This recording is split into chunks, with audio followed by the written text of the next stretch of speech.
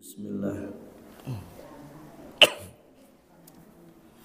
Assalamualaikum warahmatullahi wabarakatuh.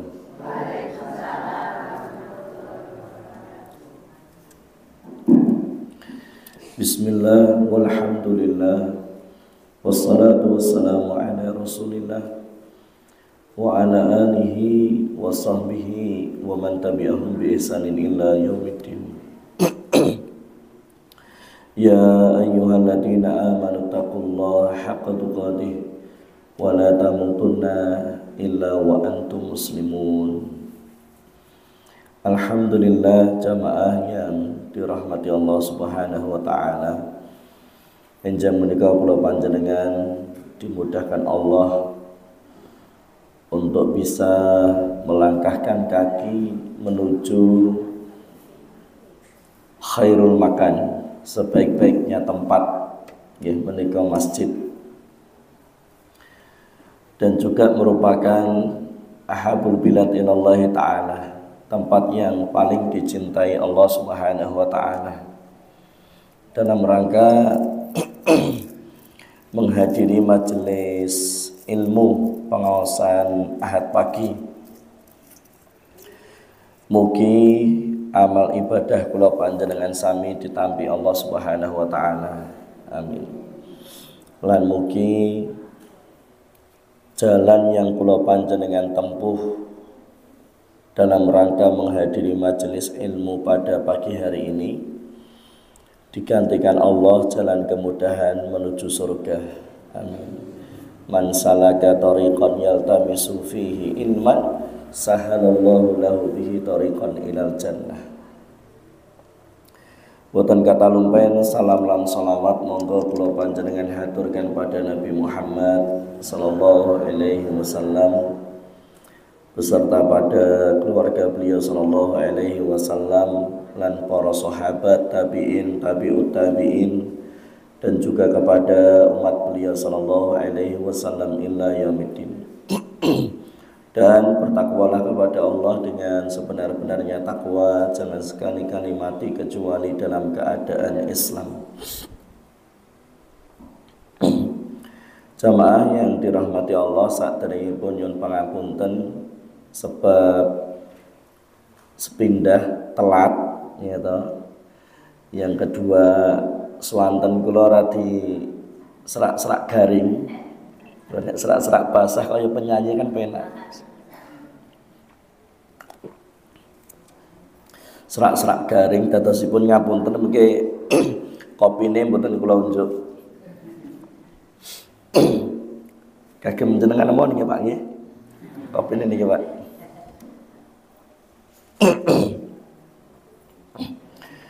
Alhamdulillah, pembahasan pada pagi hari ini masih seputar atau serial alam jin dan syaitan. Fokusnya membahas pintu masuknya jin pada tubuh manusia.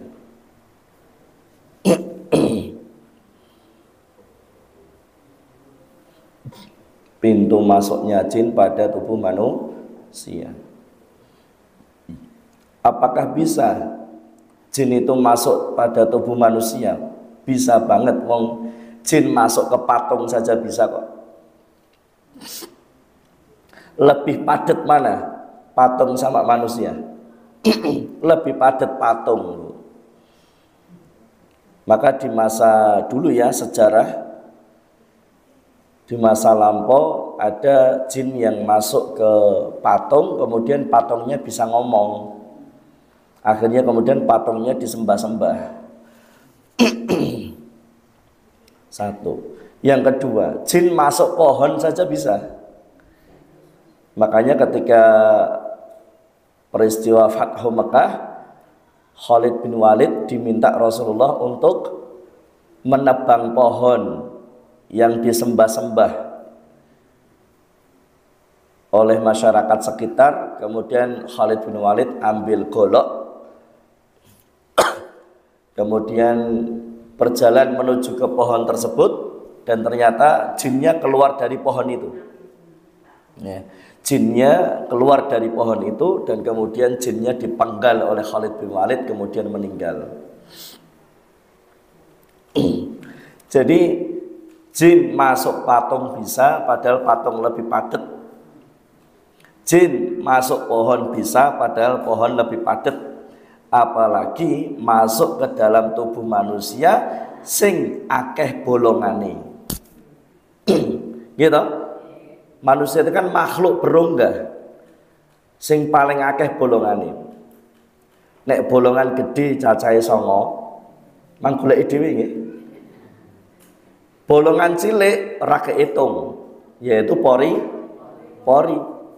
Mulane nek sing jenenge masuk angin. Ya. Nah, para rawuh jamaah yang dirahmati Allah Subhanahu wa taala, bila menikah kalau membahas tentang alam jin dan syaitan, di antara yang perlu disampaikan adalah pintu masuknya jin pada tubuh manusia.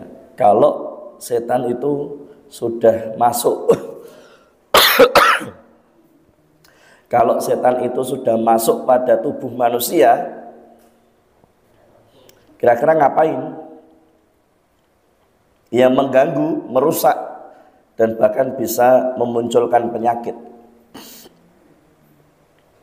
Kok bisa? Ya, dalilnya surah Shad ayat 41. Ya kan ini, Ustaz Aziz kan ngomong nganggo dalil loh ya.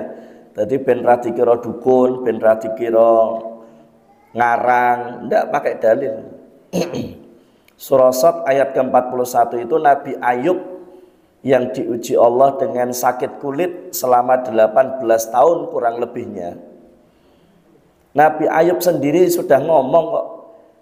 Dan itu diabadikan Allah di surah Shad ayat ke-41.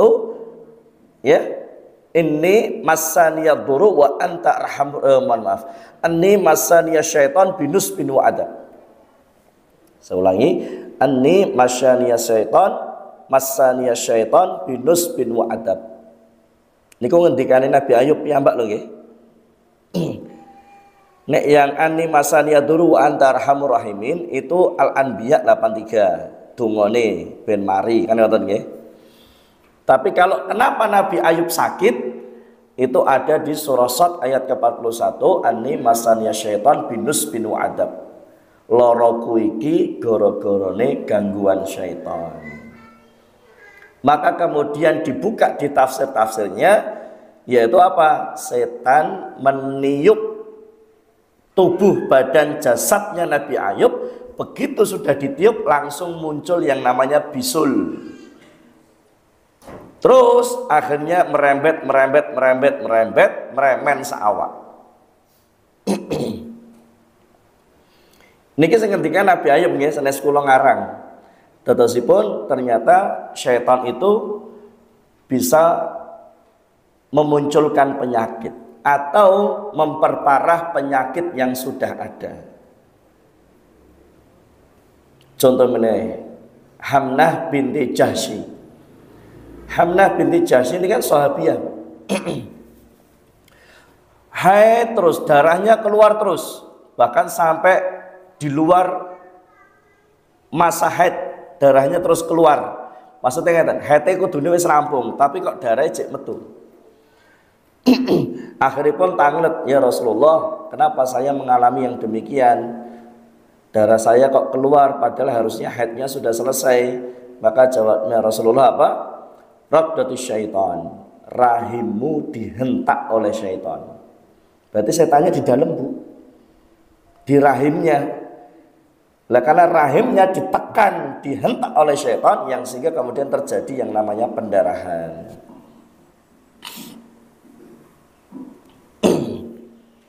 Lah para rawuh jamaah yang dirahmati Allah Subhanahu wa taala, jadi setan itu kalau sudah masuk pada tubuh manusia, maka dia akan mengganggu, menimpakan keburukan, ya, atau bahkan bikin sakit.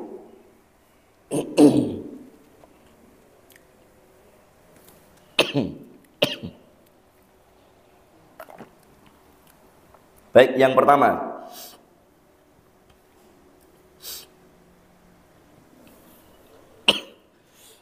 Ya udah meneng kabeh ngene iki to. Tegang-tegang banget kan.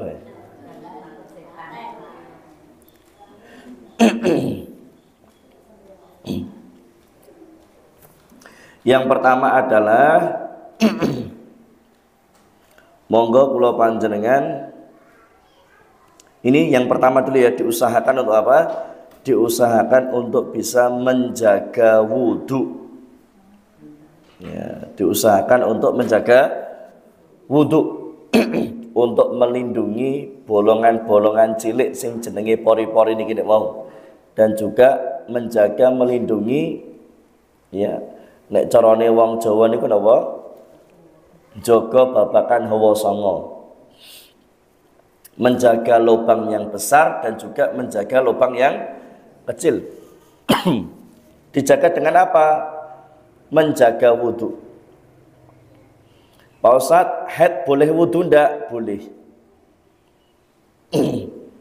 Tapi wudhunya haid kan bukan untuk menyucikan haidnya toh ya. Ya haid ya tetap haid aja, enggak boleh sholat. Tapi boleh enggak wudhu? Boleh. Untuk menjaga jasad badannya niki nek mau. Utaminipun dari gangguan setan. Utaminipun pas panjenengan ajeng sare ngoten niku nggih. Pas ajeng sare ampun kesupen wudu riyin. Sebab menapa setan paling gampang ganggu menungso niku nek pas wayah turu. Nek menungsone pas wayah turu niku setan gampang banget ganggu menungso. Mengko akhirnya dadi tindian, mengko akhirnya dadi ngimpi buruk dan sebagainya. Bahkan Rasulullah Shallallahu Alaihi Wasallam menika nate tanglet kalih Bilal bin Rabah niku nggih. Jenengan ngertos Bilal nggih? Udah bingung to. Muadzinipun Rasulullah niku. Rambutnya keriting, kulitnya hitam, bibirnya tebel. Tapi muadzini Rasulullah niku nate tanglet ngeten, "Hei Bilal, aku kok wis iso ngrungokne sandalmu, ya toh. Aku kok wis iso ngrungokne langkah sandalmu ning surga." Langkah terompah sandalnya Bilal bin Rabah di surga. Apa amalmu? Ngaten. Akhirnya Bilal nggih ngendikan, "Amal kula niku napa to ya Rasulullah? Amal kula nggih ngeten iki. Wayah adan ya adan, ngono nggih. Salat ya salat. Nek sedekah nggih mboten saged wong Bilal bin Rabah niku mantan budak kok. Ora kaya Abdurrahman bin Auf, ora kaya Utsman bin Affan, ora kaya Umar bin Khattab, ya toh. Niku kan sugih-sugih niku, Sultan Crazy Rich. Nek carane kan ngono nggih, Sultan Crazy Rich. Teng mriki enen Crazy Rich napa mboten iki? Crazy netok ya, rich rene. Ternyata Bilal, "Oh, ngeten ya Rasulullah. Apa sebab ini ya?" Piye? "Aku itu selalu menjaga wudhu ya Rasulullah. Dan setiap kali saya wudhu, saya sempatkan sholat ba'dal wudhu." Ya, sholat ba'dal wudhu. Jadi batal wudhu meleh, bar wudhu sholat 2 rakaat. Batal misalnya buang angin gitu ya, wudhu meleh, bar wudhu sholat 2 rakaat. Ndelalah habis buang air kecil atau buang air besar, wudhu meleh, bar wudhu sholat 2 rakaat. Lho piye ora masuk angin ngono iki. Oh nyatane mboten kok. Dan bahkan kemudian amalan itu yang istiqomah dilakukannya menjadikan Rasulullah Shallallahu Alaihi Wasallam mendengar langkah sendalnya Bilal bin Rabah di surga. Padahal Bilal cek urip, tapi langkah sendalnya sudah di surga. Lo luar biasa toh. Nah, para rawuh jamaah yang dirahmati Allah Subhanahu wa taala, man tawadda'a fa asal wudu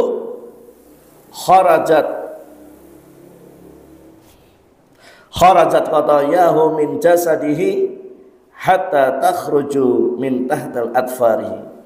Siapa yang berwudu dengan menyempurnakan wudunya, lah nek wudu niku boten sah buru-buru, rasah kemrungsung.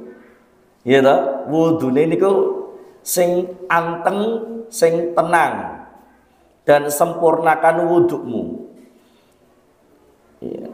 Maka keluarlah dosa-dosa dari badannya hingga keluar dari bawah kuku-kukunya. Hadis sahih diriwayatkan oleh Imam Muslim.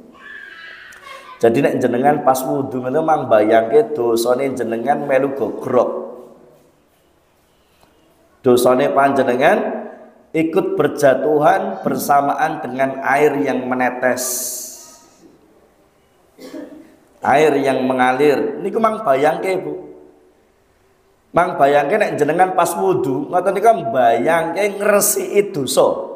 Pas kemu ya lho, pas kemu niku jenengan bayangke lagi ngresiki dosa-dosa lisan, sing ngrasani, sing ngumbar aib, menyebar berita yang enggak bener, sing nyelatu bojo, sing misuh-misuh, sing kakean sambat, sing kakean maidu, iki jenenge lambe turah. Enten mboten model wong kaya niku? Wong iki teko ora iki? Niku karo kemu niku bayangke lho Bu.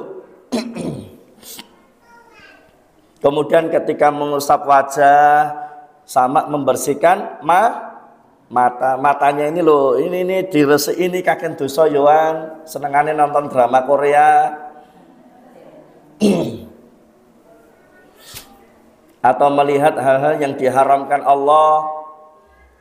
Atau nih matanya suka scrolling akhirnya kok klik keranjang kuning, bayar COD, tukang paketnya teko rekae ning kolah, padune ben kon bayari bojone, kan bendino teko paket bojone ngelu. Ya. Kemudian ketika membersihkan telinga, lubang telinga, bayangke jenengan ya mungkin senengane nonton, senengane ngrungokne gosip, makin digosok makin sip. Tayangan TV sini mau membahas wong liya ya toh.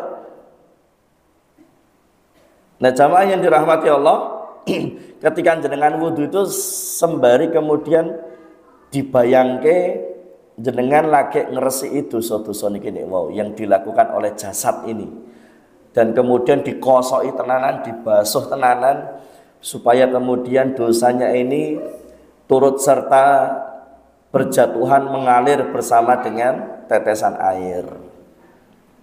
Betul sah kesesol, ya toh. Nah, jamaah yang dirahmati Allah Subhanahu wa taala,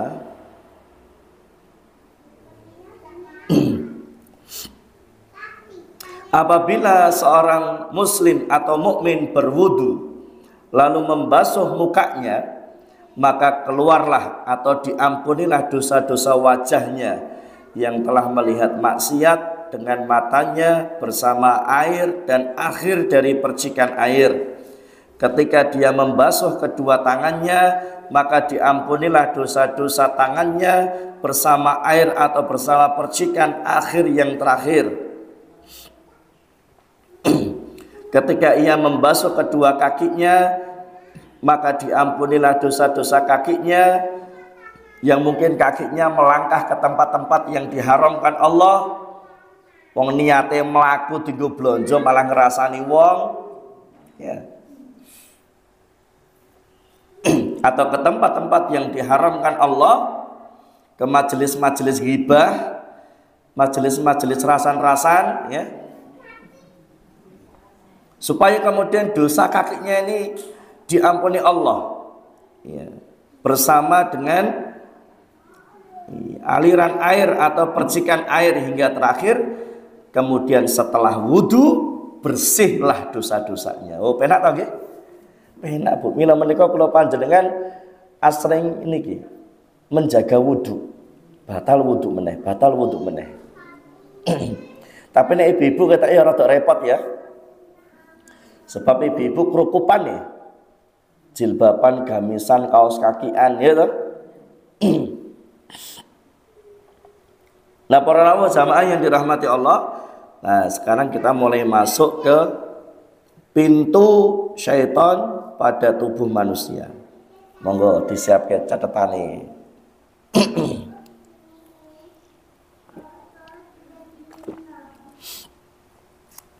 Nek mau nyatet iki mengke ningali YouTube niki lho. Nyen ngetos YouTube napa mboten? YouTube bojone Pak Tup niki lho. Yang pertama, pada kedua mata. Kedua mata. Bila menikah Allah Subhanahu wa taala memberikan perintah khusus di surah An-Nur ayat ke-24.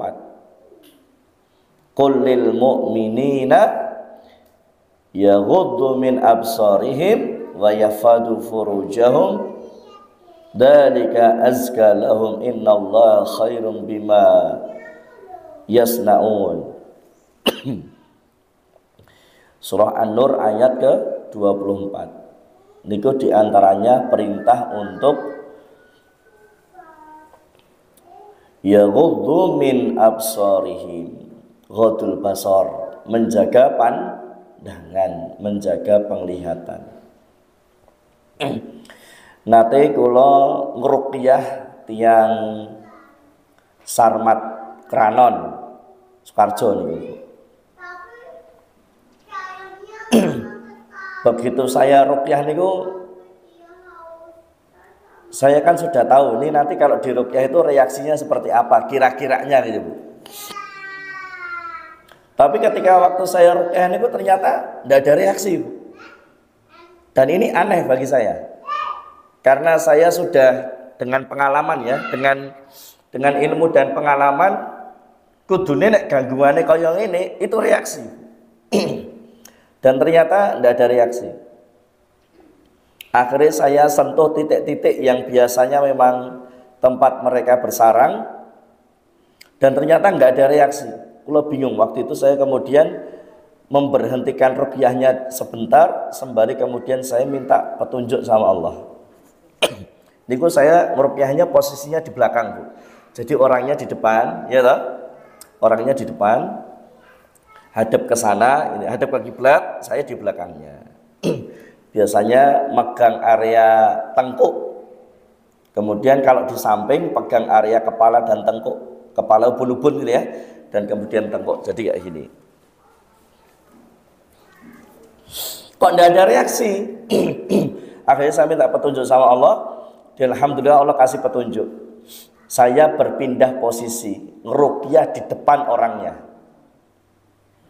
Dan ketika saya ngeruqyah di depan orangnya itu Bu, ketika saya bacakan ayat-ayat ruqyah itu tiba-tiba matanya putih tok Bu. Ya, jadi hitamnya itu ke atas. Yang terlihat itu hanya putihnya saja, putih matanya saja. Sambil kemudian matanya kayak kedutan itu loh ya. Nah dari situ kemudian alhamdulillah dapat petunjuk dari Allah. Ternyata setannya bersarang di mata, sembunyinya di mata. Akhirnya saya fokuskan untuk meruqyah mata dan betul reaksi. Jadi mata ini betul-betul harus dijaga. Bukan hanya untuk melihat hal-hal yang haram saja, tapi juga harus dijaga dari, selain dari melihat hal yang haram tadi, jenengan itu jangan terlalu sering lihat diskonan.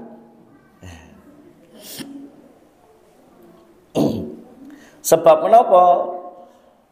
Berawal dari melihat diskon yang besar, akhirnya membeli sesuatu yang harusnya dia tidak butuhkan.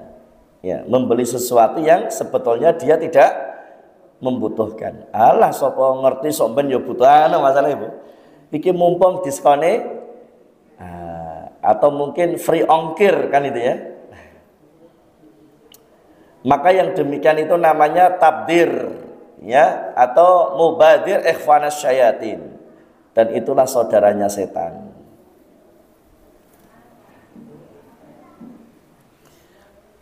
Bapak-bapak nih lho guys, sing senengane blonjo niku bapak-bapak nih lho. Ya Pak ya.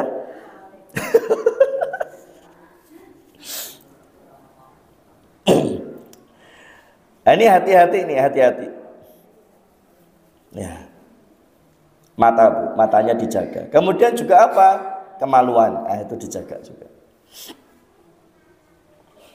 Karena itu pintu masuknya syaitan. Lanjut. Wis pun jamnya ini wis meh rampung nih ya.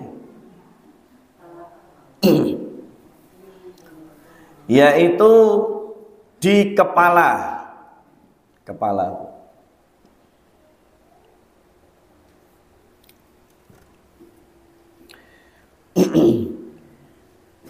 Rasulullah Shallallahu Alaihi Wasallam bersabda,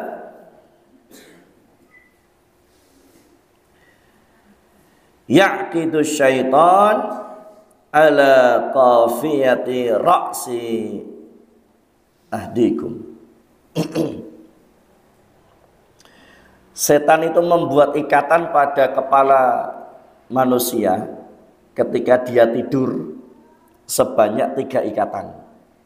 Jadi pas kula panjenengan tidur itu kepalanya diikat sama setan dengan 3 ikatan.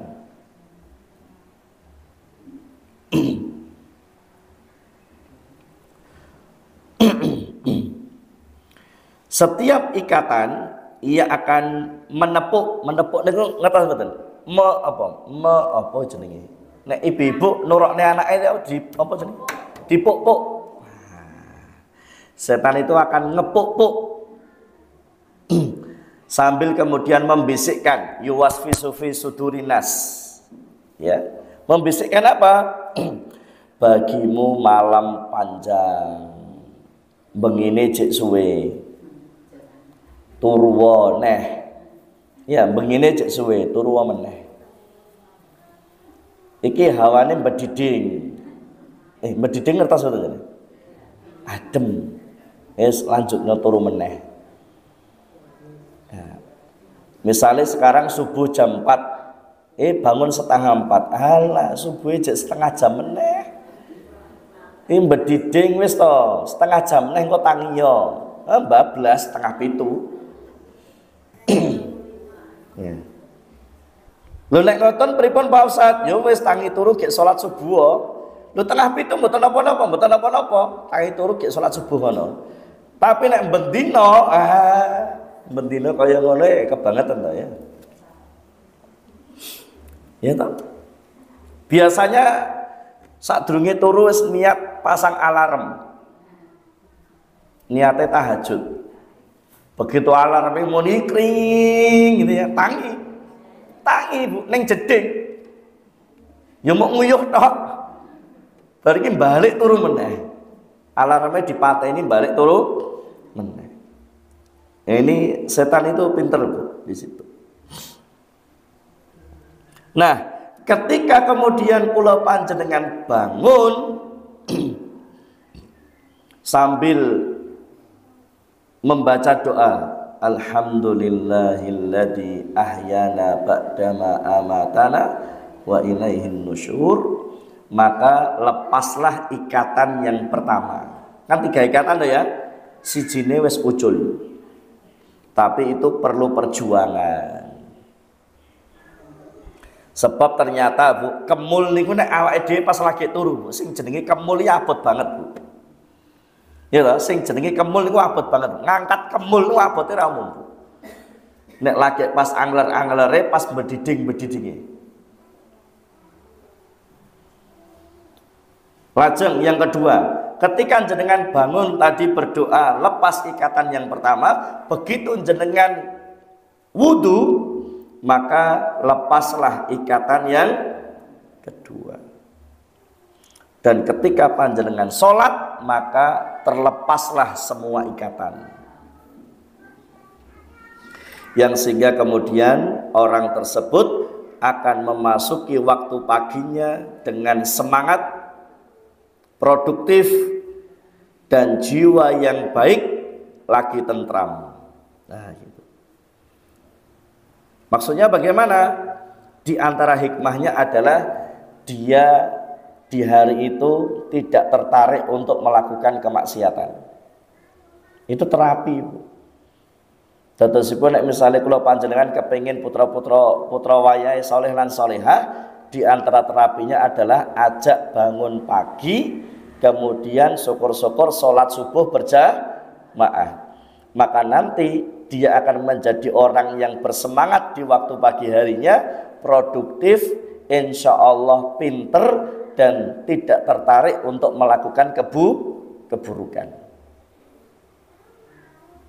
Kemudian juga apa? Boten kemrungsung. Sing tenang toh nggih, wong tangine subuh kok persiapan sekolahnya kan masih panjang. Tapi nek sekolah mlebune jam 7 lagi tangi jam 6. Kemrungsung apa mboten? Kemrungsung. Serba rapenak, ngono jek ibuke jek muni-muni ya. Mulakno nek dugake ndek tangi, ngono-ngono. Aduh. Nah, ini ya, tegasnya ibu-ibu kan ya, lu sangar saka alarm ibu ya. Tapi kalau kemudian wis ora tangi, ora wudu, ora sholat, pasti ia akan memasuki waktu paginya dengan jiwa yang gelisah dan malas. Ini diriwayatkan oleh muttafaqun alaih, Bukhari Muslim, sahih. Ini terapinya. Yang kedua, pintu masuknya yaitu melalui yang berapa Bu? 3. Leres nggih? Mulut. Mulut.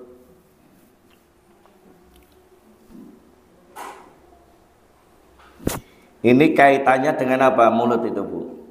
Mulut. Rasulullah Shallallahu Alaihi Wasallam bersabda, Innallaha yuhibbul utas wa yakrahut tasa'ub. Sesungguhnya Allah menyukai bersin dan tidak menyukai tasa'ub. Tasa'ub itu apa? Angop, nguap. Jika seorang bersin, maka ucapkanlah alhamdulillah. Dan bagi yang mendengar maka mendoakan yarhamukallah kalau laki-laki, kalau perempuan yarhamukillah. Adapun menguap, nah itu ya, wa ammat tasa'ub fa innama huwa minasyaitan. Menguap tasawuf itu dari syaitan. Apa mana pas pengajian kok ngantuk ongap-angap terus, wah genah gangguan setan ini, perlu diruqyah nih.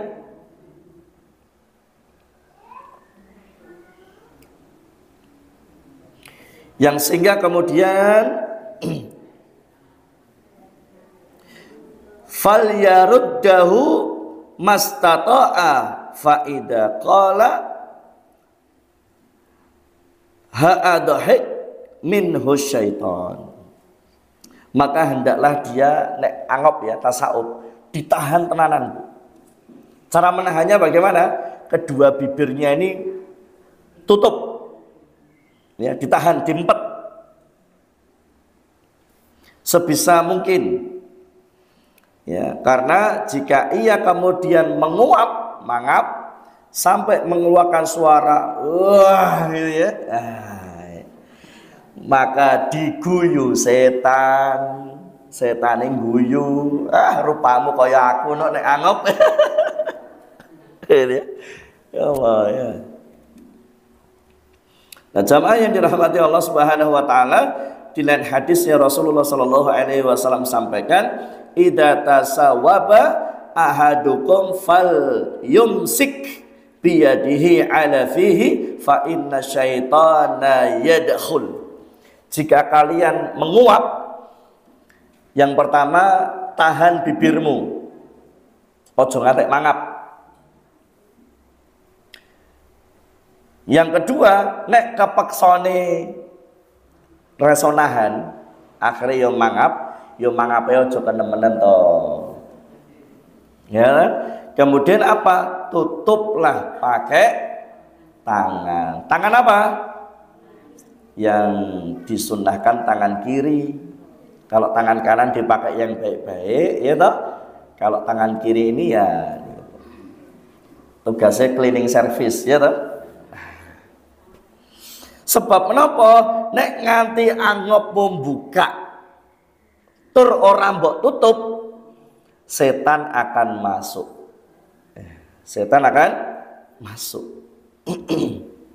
Nah, mila menika jamaah yang dirahmati Allah Subhanahu wa taala, nek kula panjenengan angop, yang pertama kali dilakukan apa? Itbaq. Ya, itbaq.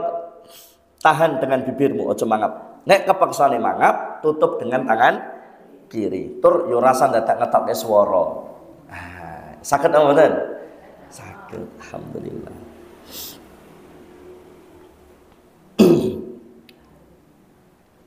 Sebab kalau setan itu sudah masuk mulut, bahaya, Bu.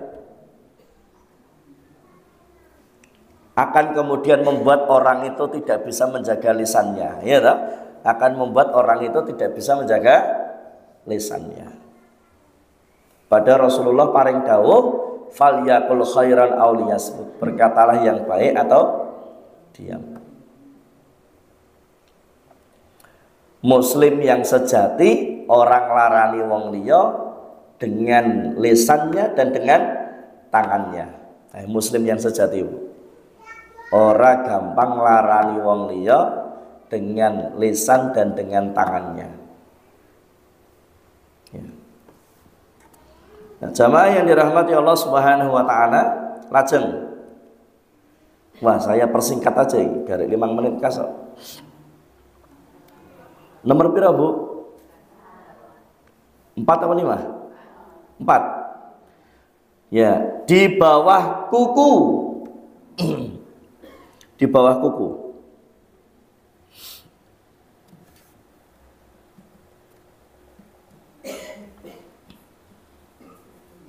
Sebab menapa dianjurkan rutin untuk memotong kuku di hari apa? Iya, di setiap pagi hari Jumat. Kula panjenengan disunahkan untuk potong kuku. Niki dinten napa niki? Oh, Ahad niki. Ijek suwe nggih? Iya. Karena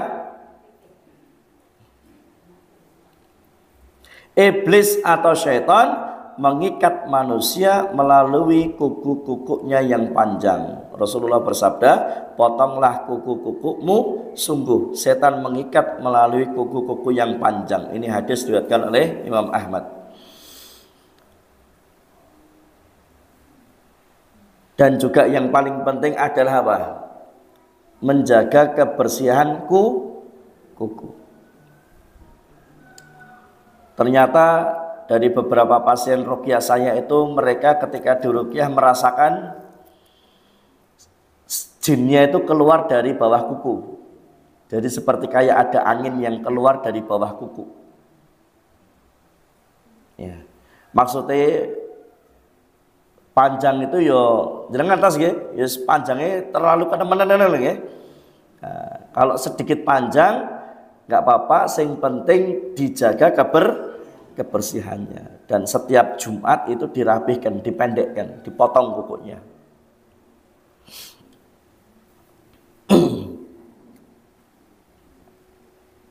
Dan juga ada 5 fitrah. Al fitratu khitanun wal istihdadu wa qaddu syaribi wa taklimul adfari wa natful abadi. Ada 5 macam fitrah. Yang pertama khitan. Tetas khitan ya, sunat.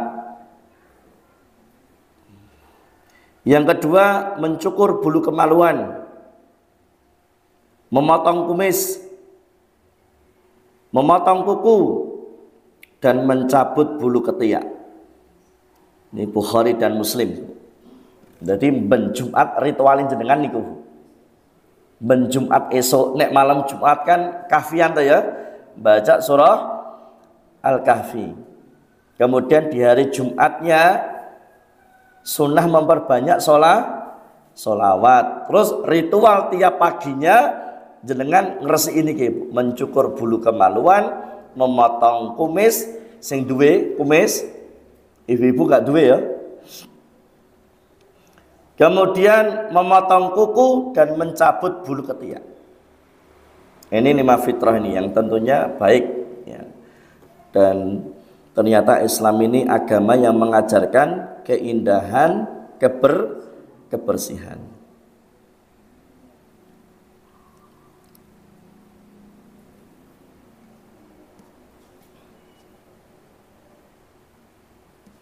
Lajeng jamaah yang dirahmati Allah, lubang hidung.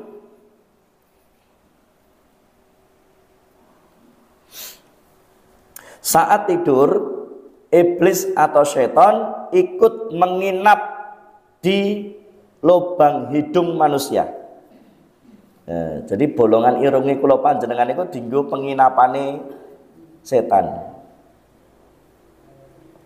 Maka ketika bangun tidur kemudian berwudu, disunahkan yang namanya istinsyak dan istinsar.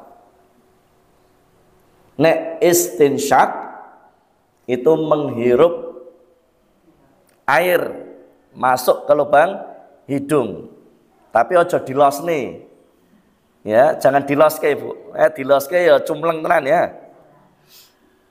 Kemudian istinsar, mengeluarkannya kembali, sedot ya, diserot sithik tok ke meneh. Dan itu perlu latihan. Nek ora kulino bu, bablas ngantek teng kan gini. Dan padahal itu sebetulnya terapi untuk yang sakit flu. Itu banyak istinsyak dan istinsar. Sebanyak berapa kali? 3 kali. Jadi sunai wudhu itu kan ngambil air, tangan satu ya, tangan satu, tadah air, kemudian sebagian masuk mulut, sebagian masuk hidung di waktu yang bersamaan. Kemudian dikeluarkan semua, yang dari mulut ya dikeluarkan, yang dari hidung dikeluarkan. Ini enak ya, bocah cilik-cilik pas poso ya.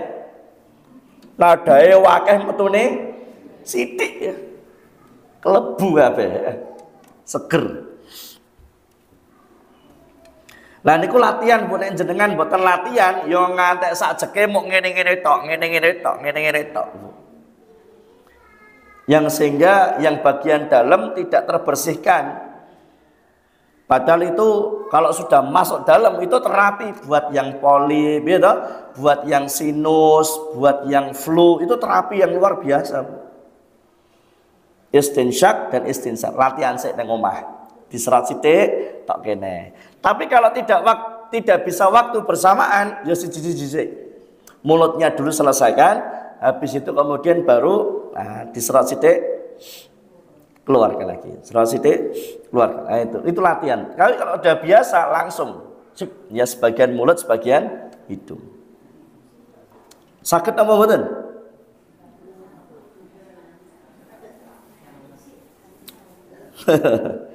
Lajeng lubang telinga.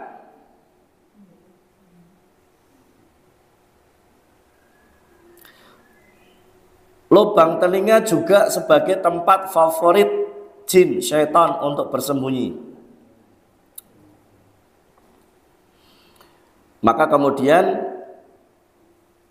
ada hadis yang menyampaikan ketika seorang itu tidur kok yo ngantek adzan we ra krungu. Nah, ini ya. Turu ngantek adzan subuh ora krungu. Apa gugahan tahajud ora krungu. Apa gugahan sahur ora krungu. Niku sebabnya napa? Setan telah mengencingi telinganya. Ini sahih riwayat Imam Muslim. Iya, kupingnya dikencingi oleh syaitan. Adzan gak krungu, ya toh, sahur-sahur yo gak krungu, alarm yo gak krungu, ya. Karena memang sudah dikencingi oleh setan. Yang terakhir. Yang terakhir yaitu di urat nadi atau pembuluh darah manusia. Inna syaitana yajri mini bani Adam majradam. Ini bani Adam majradam.